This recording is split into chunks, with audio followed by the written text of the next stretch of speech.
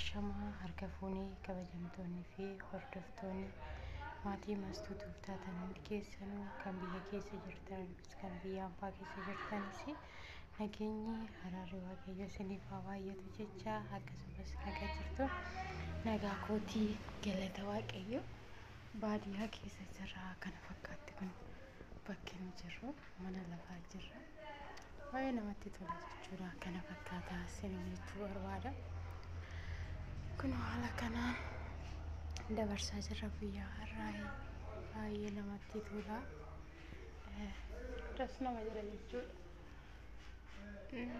Egaa maaliif hin qorru qilleensi isaa beeku garuu gara yoo qorre qilleensi isaa jidduu lamaan jechuudha.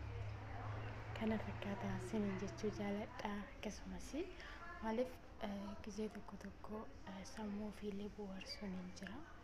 Galata waaqayyo har'a kun baanee sammuu keenya bohaarsaa jira. Fossobilaa jira yoo danda'umas waa fossobilaa jiraas wantoota baay'ee qabu jechuudha. Wantoota baay'ee qabu gibbii isaanii keessaa garuu garas ba'uumoo anna sodaadhe gibbii namaa keessa deemu tokko hin ulfaataa seenillee. Kun achi gadiinillee haababaa jira baay'ee bareeda jechuudha.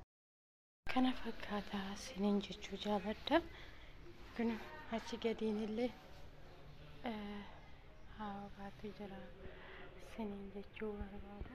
Mudata sana asitti dammoo fossobilaan illee baay'ee das nama jira dhugaa baay'ee das nama jira.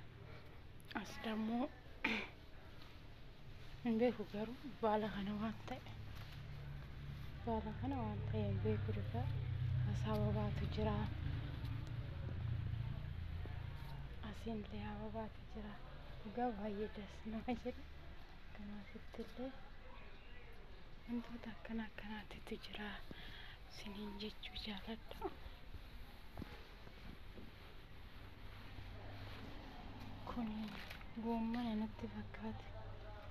Kun goommana natti fakkaate asitti. Kunis asillee hababaatu jira. Baay'ee das nama jedha jechuudha. Kunillee hababaa biyya keenyaa kun wannoo sani baay'ee das nama jedha jechuudha. Kana fakkaata haala kanaan dabarsaa jirra guyyaa sanbataa har'aa baay'ee namatti tola. Galata waaqayyo waan hundumaafiyyuu kuni dammoo waraarii ishee asirratti margaa jira jechuudha. Baay'ee das nama jedha jechuudha hundattuuyyuu. Akkasii isiniin jechuu jaaladha haala kanaanii guyyaa har'aa kana dabarsaa jirra. Galata waaqayyo waan hundumaafiyyuu dirqama biyyoo fi keessa bichaa jiraatanis mootii gisee tokko waan gaarii dabarsuunis hin dhabamu isiniin jechuu jaaladha. Akkasumas immoo viidiyoo kana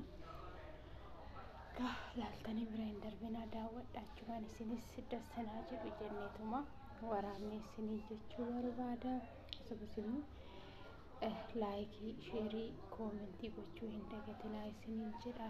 Haala kanaan har'a guyyaa har'aa dabarsinee galata waaqayyo dhugaa. Kun immoo bootaatti ta'an jechuudha ala bootaatti ta'anii isaan garuu keessa ta'anii jiru. Nu wajjin taa'e naan jedha maalan godha isaan wajjin taa'e andas nan jedhu nama wajjin taa'u fedhate. Isa adiidhaan ani miila gurraattidha isaan biratti ani gurraattidha sedhatee isaan kophaa kiyya taa'uu filadhee isiniin jechuu jaaladha. Akkasii kana fakkaata guyyaan irraa galata rabbii isiniin jechuu barbaada. Akkasumas immoo viidiyoo kana laayikii, sheerii, koomentii gochuu hin dagatinaa. Maaliif kuni mana fooqiitii miti jechuudha. Mana lafaati. Baay'ee das nama jedha jechuudha. Iddoo baadiyyaatti mana lafaa keessa taa'uun baay'ee das nama jedha jechuudha dhugaa rabbii. Akkasii isiniin jechuu jaaladha. Viidiyoo kana laayikii, sheerii, koomentii gochuu hin dagatinaa isiniin jedha. Haga viidiyoo biraatti walitti deebinutti dammoo turtii gaarii isiniif haa ta'u.